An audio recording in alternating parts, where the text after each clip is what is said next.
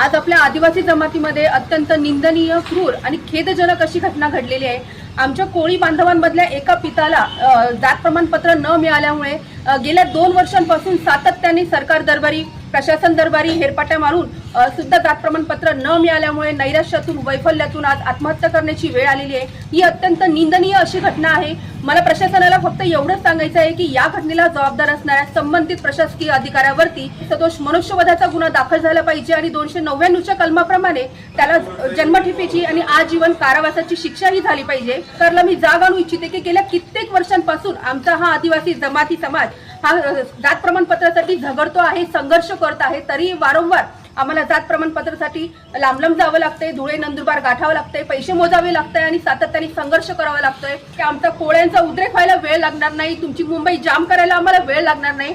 त्यामुळे आमच्या ह्या विनंतीची, आमच्या ह्या इशाऱ्याची तुम्ही दखल घ्यावी। जात प्रमाणपत्र मिळण्यासाठी ह्या ज्या काही जाचकाठी तुम्ही लावलेल्या आहेत या शिथिल कराव्या, सुलभ कराव्या, जेणेकरून लवकर आम्हाला आमचे जात प्रमाणपत्र मिळेल असा GR तुम्ही काढावा अशी विनंती मी सरकारला करू इच्छिते। आज आमच्या कोळी जमातीतील एक कुटुंब नायक हरपला आहे, त्या कुटुंबावरती उपासमारीची वेळ आलेली आहे। मुलांच्या शिक्षणासाठी हतबल होऊन आज एका पित्याला आपले जीवन संपवावं लागले, एक टोकाचं पाऊल उचलावं लागले आणि ही अत्यंत खेदजनक, निंदनीय अशी घटना आज आमच्या कोळी जमातीमध्ये घडलेली आहे। त्यामुळे आम्हाला सर्व समाज बांधवांना आज एकत्र येण्याची वेळ आलेली आहे। आम्ही संपूर्ण कोळी जमातीतील सर्व समाज बांधव त्या कुटुंबाच्या पाठीशी आहोत।